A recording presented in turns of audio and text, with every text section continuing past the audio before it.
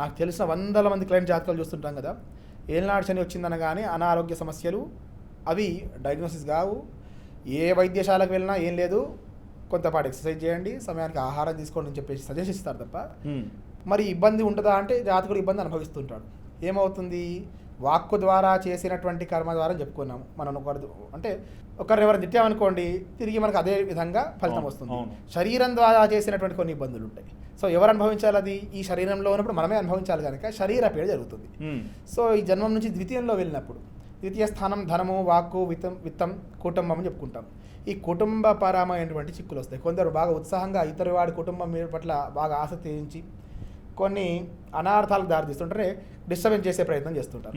So అటువంటివన్నీ కూడా మన కుటుంబంలో రిఫ్లెక్ట్ అవుతుంటాయి. ఓకే, వాక్కు, మాట చెప్పి ఇబ్బంది పెట్టే సందర్భాలు ఉంటాయి. వాక్కు ద్వారా బెదిరించడం కావచ్చు, లేదా ధనం తీసుకొని ఇవ్వకపోవడం కావచ్చు, ఇబ్బంది పెట్టడం కావచ్చు, వారు ధనపరంగా చిక్కుల్లో పడించేటువంటి చేయడం కావచ్చు. ఇవన్నీ కూడా సేమ్ మనకు సెకండ్ హౌస్లో ఎప్పుడైతే శని ట్రాన్సిట్ అవుతుందో అవన్నీ కర్మ వెంటాడుతుంది.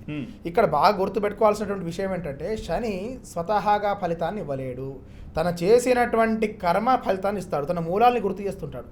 కానీ ఏమవుతుందంటే, మనము కలిఫలం కనుక శని చాలా డిసిప్లిన్గా ఉండాల్సినటువంటి గ్రహం, అంటే డిసిప్లిన్గా ఉంచేటువంటి గ్రహం అని చెప్పుకోవచ్చు. ఏమవుతుంది, పాపాలను ఏం చేయలేదండి అని చెప్పుకుంటాం. పాపాలంటే హత్య చేయాల్సిన అవసరం లేదు. పొద్దున సూర్యోదయ పూర్వం నిద్ర లేకపోవడం కూడా దోషమే.